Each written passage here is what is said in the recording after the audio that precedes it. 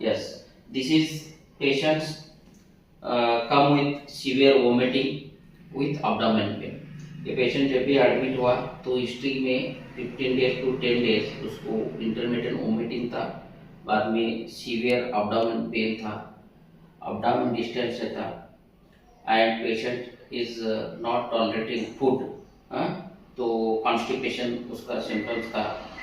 तो पेशेंट जब भी एडमिट हुआ तब हिस्ट्री लिया, इसका हिस्ट्री लेने के बाद is known alcoholic continuously intermittently, previous history, now is intermittently smoking also, that is in history all these things.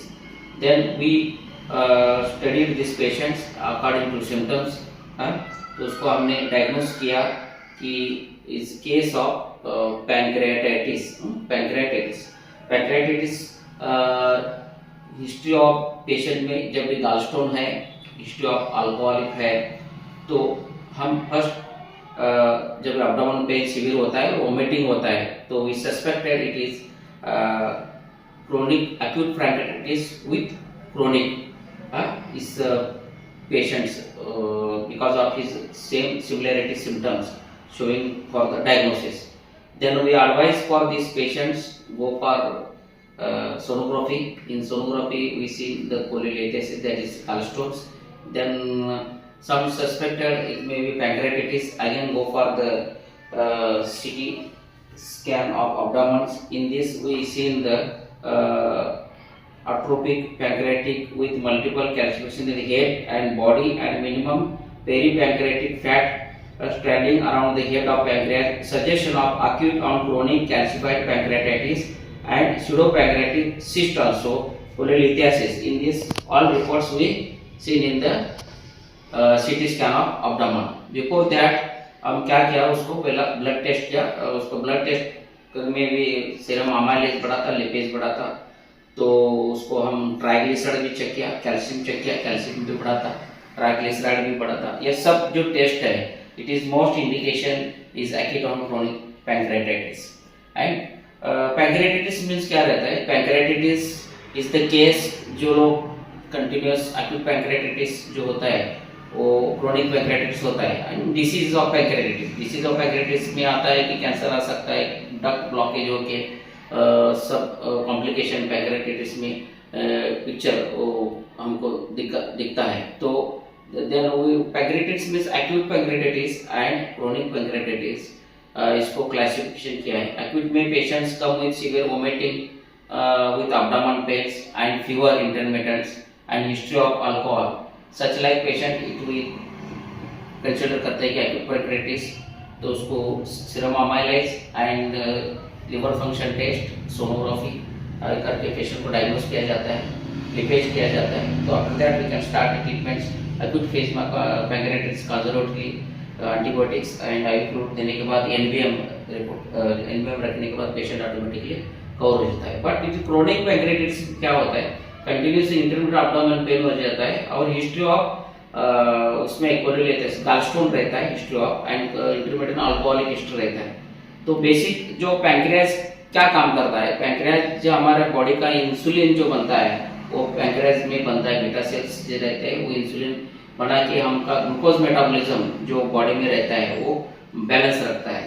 क्योंकि जो बॉडी में ब्लड में जो ग्लूकोज रहता है वो ग्लूकोज मेटाबॉलिज्म करके सेल्स को जो भेजने का काम जो करता है वो इंसुलिन काम करता है। तो पैंक्रियाज वीक जब भी होता है तो इंसुलिन जो हार्मोन का जो फंक्शन रहता है तो इम्बैलेंस हो जाता है। सेकंड थिंग, जो एंजाइम जो होते हैं वो डाइजेशन सिस्टम के लिए बहुत यूजफुल रहते हैं। जब भी एंजाइम हमारे पैंक्रेatitis में ये सब इन्फेक्शन होने से पैंक्रियास वो एंजाइम एक्सेस सिक्रेशन हो जाता है और इन्फेक्शन की वजह से जो फ्लूइड रिटेंशन हो जाता है बॉडी में, तो इनटॉलरेंट रहता है, तो सिम्टम सिवियरिटी में वोमिटिंग रहता है, वो फूड वगैरह इंटॉलरेंस नहीं रहता है। तो NBM रखने का पेशेंट का बहुत इंपॉर्टेंट रोल्स रहता है इन पैंक्रेatitis। तो सीरियस तो कॉम्प्लिकेशन क्या रहता है पैंक्रेatitis में? तो डिफरेंट टाइप ऑफ कॉम्प्लिकेशन पैंक्रेatitis में आते हैं, जिसकी हिस्ट्री में जो गॉलस्टोन है और हिस्ट्री ऑफ अल्कोहल है, always you suspect first with abdomen pain is pancreatitis।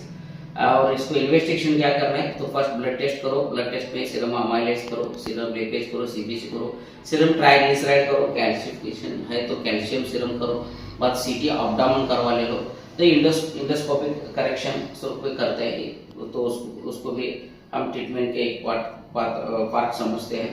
तो after that we can complication prevent करने के लिए एक्यूट और क्रोनिक कंडीशन में जो कॉम्प्लिकेशन बोलते हैं तो पैंक्रियाटिक डक्ट ब्लॉक हो सकता है, पैंक्रियाटिक डक्ट में स्टोन बन सकते हैं, माइनर मेजर बन सकते हैं, बाद में पैंक्रियाटिक में सूडो पैंक्रियाटिक सिस्ट बन सकता है। तो अदर कॉम्प्लिकेशन ऐसे पैंक्रियाटिस में जो क्रोनिक में ऐसे पेशेंट को जो हैबिट कंट्रोल नहीं रहेगा, अल्कोहल कंटिन्यूस वैसा ही रहेगा, तो फिर कोलेस्ट्रॉल का ट्रीटमेंट करेक्शन नहीं करेगा तो कंटिन्यूस ऐसा पेशेंट को जब चेंज नहीं होता है तो ऐसे कॉम्प्लिकेशन भी पेशेंट में हमको देखने को मिलता है।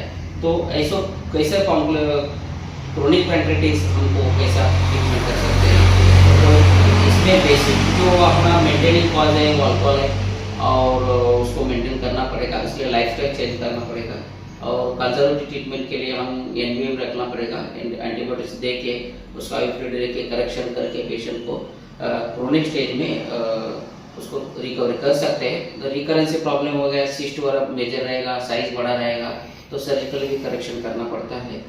बाद में नेचुरली उसको डिटॉक्स भी करके हम prevention is better than cure करके बोलते हैं। जब हैबिट ये कंट्रोल करेगा तो उसको आयुर्वेदिक ट्रीटमेंट भी बहुत अच्छा हो जाता है। इसमें आयुर्वेदिक में हम एक्यूट क्रोनिक पैंक्रियाटिस में जब रिकरेंस रहेगा, जो एक्यूट फेज में जब रिकवरी होता है तो डिटॉक्स करके पंचकर्मा जैसा ट्रीटमेंट किया तो जो इंटेस्टाइनल और वात पित्त का प्रकृति होते हैं जो पंचकर्मा स्नेह स्वेदन बस्ती ये जैसे ट्रीटमेंट रहते हैं, इसके लिए बहुत यूजफुल रहते हैं। ये ट्रीटमेंट करके भी हम पेशेंट को अच्छा रिजल्ट दे सकते हैं।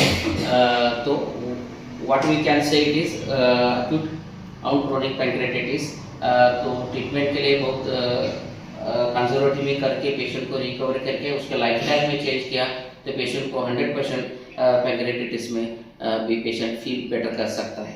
Thank you.